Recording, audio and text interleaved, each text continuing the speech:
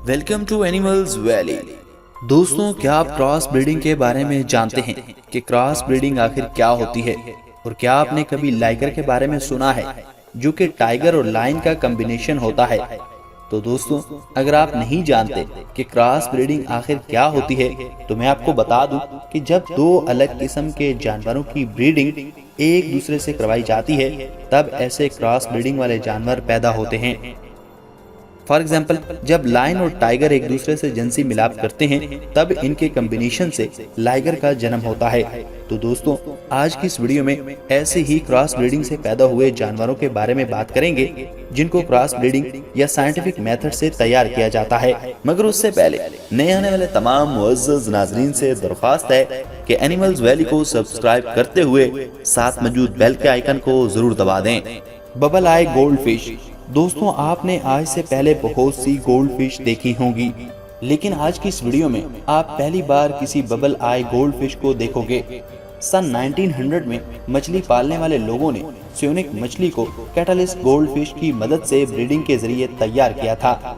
इनकी आंखों के नीचे जो थैलियां होती थी, ये क्लीड से भरी होती थी, और इन बबल की वजह से ये मछलियां काफी तेजी से नहीं तैर पाती हैं, और इनकी ये बबल्स काफी नाजुक होती हैं।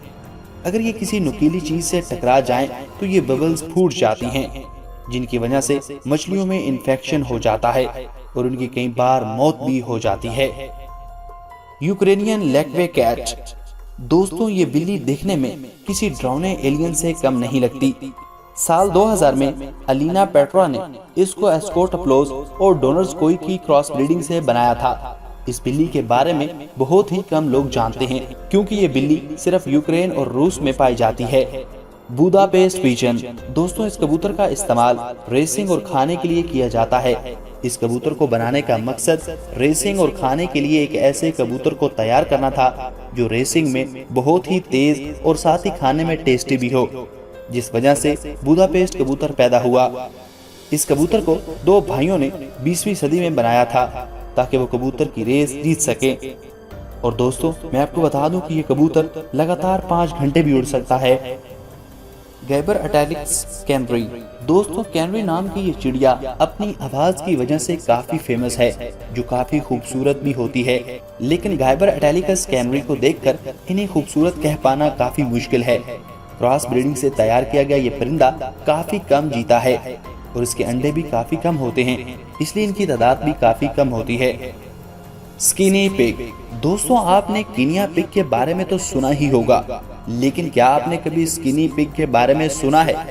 ये स्किनी पिग दिखने में बड़े ही खूबसूरत और अजीब लगते हैं, जिनके जिस्म पर बाल नहीं होते, और इस जानवर को साल 1978 में एक लैब में जेनेटिक मॉडरेशन से बनाया गया था, जिससे इस क्यूट स्किनी पिग पैदा हुआ था।